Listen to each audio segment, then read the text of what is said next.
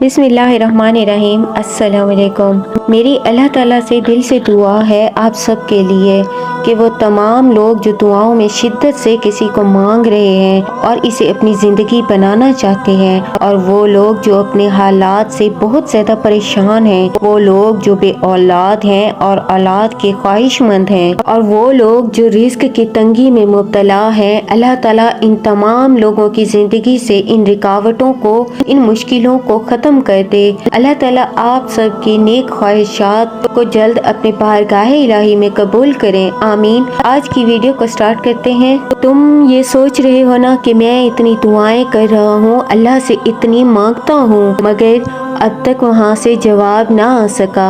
मैं बिल्कुल जानती हूँ कि तुम ऐसे ही ख्यालात तुम्हें सता रहे होंगे। तो याद रखो, जिस तरह तुम अपनी जिंदगी के एक एक मामले का हिसाब रखते हो ना, अल्लाह ताला भी अपने बंदों की एक एक मांगी दुआ का, उसके एक एक सजदे का, उसकी एक एक दुआ का हिसाब रखते हैं। अरे वो तो एक आंसू से मांगी दुआ नहीं भूलता, फिर वो तुम्हें कैसे भूल सकता है? क्या तुम जानते हो कि ये मुश्किलात और ये तकलीफें जिंदगी में आखिर आती ही क्यों हैं? सुनो, ये जो दुख होते हैं ना, इसके पीछे बड़ी रीजंस होती हैं। हम मासूम इंसान कहाँ जान पाते हैं। याद रखो, इस दुनिया में कोई इंसान ऐसा नहीं गुजरा जिस पर मुश्किलात नहीं आती। असल में मुश्किलात और दुखों का आ जाना अल्लाह की तरफ से सिर्फ हमारा एक टेस्ट होता है।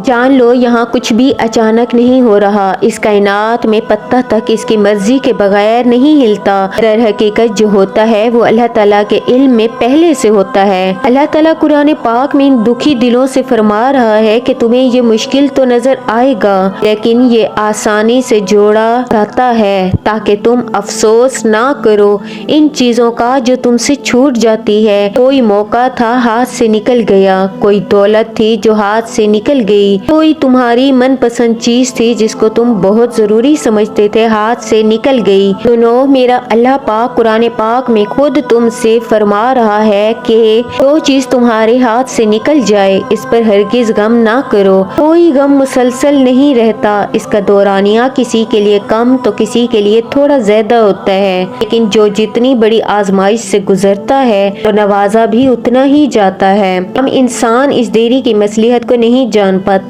जान लो कि अल्लाह कभी भी तुम्हारा नुकसान नहीं करता। अल्लाह जिससे राजी ना हो, इसे अल्लाह ताला खुद से दूर कर देता है, बेसुकून कर देता है। अल्लाह उस इंसान की पुकार सुनता है जो इसे आंसुओं से याद करता है। रसूल करीम सल्लल्लाहु अलैहि वसल्लम ने फरमाया, बंदा कहता है या रब, जब बंदा कहता है या रब, अल्लाह कहता है लब्बैक, मांग तुझे अता किया जाएगा। कुरान ने एक लफ्ज कह दिया है कि मेरे रब को अपने प्यारे बंदों के फ्यूचर प्लानिंग का खुद से फैसला करना होता है, क्योंकि अभी तुम नहीं जानते कि तुम्हारी की गई प्लानिंग तुम्हारे लिए फ्यूचर में कितनी नुकसानदायक है। अल्लाह ताला तुम्हारे लिए बेहतर चुन रहा होता है, तुम्हारे वहम और गुमान में भी नहीं होता। भी तुम अजियत में होगे, बहुत तकलीफ में होगे, बहुत तकलीफ में होगे, पर याद रखो, कोई भी दुआ अल्लाह ताला तुम्हारी अधूरी नहीं छोड़ता, कोई आंसू बेकार नहीं जाता।